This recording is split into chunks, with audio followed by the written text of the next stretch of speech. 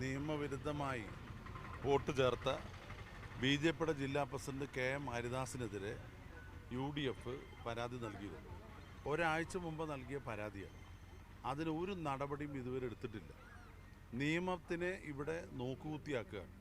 നിഷ്പക്ഷമായി നീതിപൂർവമായി തെരഞ്ഞെടുപ്പ് നടത്താൻ ഉത്തരവാദിത്തപ്പെട്ട ഇലക്ഷൻ കമ്മീഷനും അതിനെ സപ്പോർട്ട് ചെയ്യേണ്ട ഇന്ത്യ ഗവൺമെൻറ്റും സംസ്ഥാന ഗവൺമെൻറ്റും ഇതുപോലെ കയ്യും കെട്ടി നോക്കിയിരിക്കുകയാണെന്ന് സാധാരണക്കാരായ ജനങ്ങൾ അറിയണം. കാരണം ഇദ്ദേഹം കെ.എം. ഹരിദാസ് കഴിഞ്ഞ പാർലമെൻറ്റ് ഇലക്ഷനിൽ വോട്ട് ചെയ്തത് പട്ടാമ്പിയിലെ കൊപ്പം പഞ്ചായത്തിലെ അദ്ദേഹത്തിൻ്റെ സ്വവസതിയിലാണ്. അവിടെ ഉള്ള കുടുംബാംഗങ്ങളുടെ ഒപ്പമാണ് അയാളുടെ വോട്ടുണ്ടായിരുന്നത്.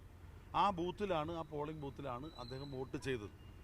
ഇപ്പോൾ പാലക്കാട് അസംബ്ലി മണ്ഡലത്തിൻ്റെ വോട്ടർ പട്ടിക പ്രസിദ്ധീകരിച്ച് കഴിഞ്ഞപ്പോഴാണ് ഞങ്ങൾ ശ്രദ്ധിക്കുന്നത്, ഞങ്ങളുടെ ശ്രദ്ധയിൽപ്പെട്ടത് ഇദ്ദേഹം ഇവിടെ പുതിയതായിട്ട് വോട്ട് ചേർത്തിരിക്കുന്നു.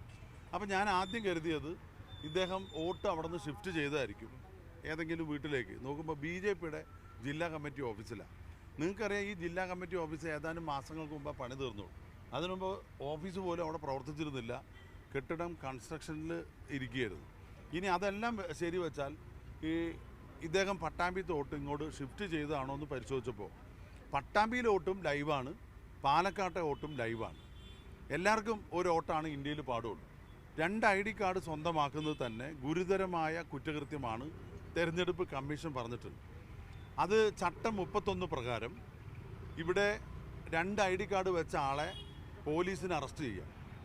അറസ്റ്റ് ചെയ്ത് കഴിഞ്ഞാൽ നിയമത്തിൻ്റെ മുമ്പിൽ ഹാജരാക്കി കഴിഞ്ഞാൽ 1 വർഷം കഠിന തടവ് കിട്ടാനുള്ള ശിക്ഷയാണ് അദ്ദേഹത്തിന് ഇപ്പോൾ ഉള്ളത്. ഇനി അതൊന്നും മായ്ക്കാൻ കഴിയില്ല. കാരണം ഇലക്ഷൻ കമ്മീഷൻ്റെ സൈറ്റിലും ഇദ്ദേഹത്തിൻ്റെ 2 സ്ഥലത്തും വോട്ടുണ്ട്. അതുമാത്രമല്ല, അദ്ദേഹത്തിൻ്റെ കയ്യിൽ 2 ID കാർഡുണ്ട്. അപ്പോൾ അദ്ദേഹം പറഞ്ഞു, ഞാനല്ല ഇതിൻ്റെ ഉത്തരവാദി, ഇലക്ഷൻ കമ്മീഷനാണെന്ന് പ്രതികരിക്കുന്നത് ഞാൻ കണ്ടു. ഇതുപോലൊരു പമ്പര വിഡ്ഢിത്തം വേറെ ആരും പറയാനില്ല.